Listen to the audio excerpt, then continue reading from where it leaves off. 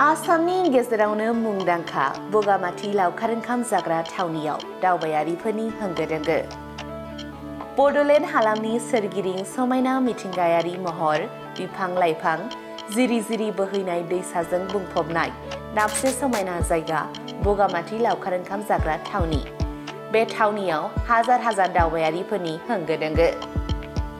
समायना मिथिंगानि महरजों बुंफबनाय बगामाथि लावखार ओंखाम जाग्रा थावनियाव गोजाम बोसोरखौ बिदाय होनानै गोदान बोसोरखौ बरायनो आसामनि खना खनला दाब दाब जायगानि गोबां सुबुंफोरानो रंजाफैदों।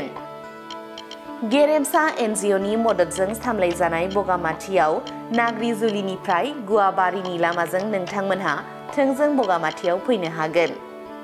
तामुलपुर जिल्लानि बगामाथि लावखार ओंखाम जाग्रा थावनियाव गोबां सुबिदाफोर दङ, जेरै नाव गाखोनाय, नाव जावनाय, जिप लाइन, राफ्टिं खालामनाय आरो दंबावो समायना गोथार बाथौ थानसालि, हाजोनि गोजौ सिरिजों गाखोलांनानै बुद्ध मन्दिर, सावगारि सेबखांनायनि सुबिदा आरो बायदि बायदि मुवा बेसाद फाननाय बायनाय जानाय लोंनायनि गलाफोर।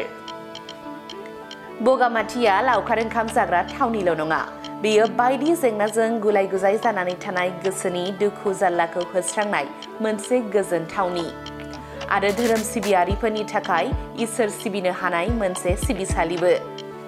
लावखार ओंखाम जानो फैनायनि अनगायैबो नखरनि गथ' गथाय बेरायनो फैनानै गोसोनि गोजोननाय लानो हानायनि सुबिदा दङ। फरायसाफोरनि थाखाय फिल्ड वर्क खालामनाय, सोलोंथायारि दावबायनाय, बेनि अनगायैबो बायदि खाबुजों बुंफबनाय बे बगामाथि लावखार ओंखाम जाग्रा थावनिया। बेनिखायनो आसामनि खना खनला गासै जायगानिफ्रायनो बेरायफैनो हागोन होननानै सामलाय आफादनिफ्राय मिथिहोदों। जे बगामाथि पिकनिक स्पट बा लावखार ओंखाम जाग्रा बे जायगायाव रोजा रोजा सुबुङा फैनानै दा बेहाय रंजा बाजायै लावखार ओंखाम जागासिनो दङ। दा आसा फारिदों बयबो रायजोआ नै गोदान बोसोरनि मुङाव, जोबथा बोसोरनि मुङाव नैबे जोंनि बगामाथि जिहेथु लावखार ओंखाम जाग्रा फोथाराव फैनानै दान्दिसे सम बयखौबो गोजोननाय लानो थाखाय गासै रायजो राजाखौ खावलायबाय। बेयाव बगामाथि होनोबा मोननै साइड दङ। बगामाथि होनबा बेयाव मोननै साइड दङ, साहा पार्ट आरो सानजा मोनसे ओरै मोनसे पार्ट दङ। बाङालिपारा जानानै ओरै मोनसे नाग्रिजुलि गगनचक जे गुवाबारि बेजों कुमारिघाटा लाइनजों मोनसे पार्ट ओरै बगामाथि फैनो हायो। दा बेहाय जोङो साहा पार्टखौ, साहानि खावसेखौ जोङो गेरेमसा एनजिअआ सामलायो आरो ओरै सानजाहानि पार्टखौ दावराइजार इक' टुरिजिम ससाइटि दा बे मोनसे एनजिअआ सामलायो। दा बेहाय गोबां रोखोमनि सुबिदा दङ, गोजोननाय लानाय मिथिंगायारि मोनसे मोजां आबहावानि गेजेराव बा लुफावनाय जे मिथिंगानि सोरजिनाय बे ओनसोलाव जों मिथिंगाजों बुंफबनाय दाउसिन दाउला गाबनाय, मैदेर मोसा जाय जिनिसफोरखौ जों बाहायनो नुनो हायो लावखार ओंखाम जानायजों लोगोसेनो। आरो बाहाय राफ्टिं बट जिथु बेखौ नाव गेलेनो हायो। आरो बेयाव मोनसे सुबिदा दंबावो, जोङो जिप लाइनिं बेखौबो सुबिदा बानायनाय जादों जोंनि एनजिअनि दारानो। दा गतिके गासै रायजो राजा बिथांमोनखौ जे बगामाथियाव गोदान बोसोराव दान्दिसे सम फैनानै गोजोनग्लाय गावनि संसारि जेंनाखौ बाहाय बोखारफैनो थाखाय गासै रायजो राजाखौ गेरेमसा एनजिअनि आफादगिरि जानानै गासैखौबो खावलायदों। लामाया ओरै नाग्रिजुलि जानानै गगनचक होननाय मोनसे दङ, दा बेजों फैनानै गुवाबारि लाइनजों फैनो हायो।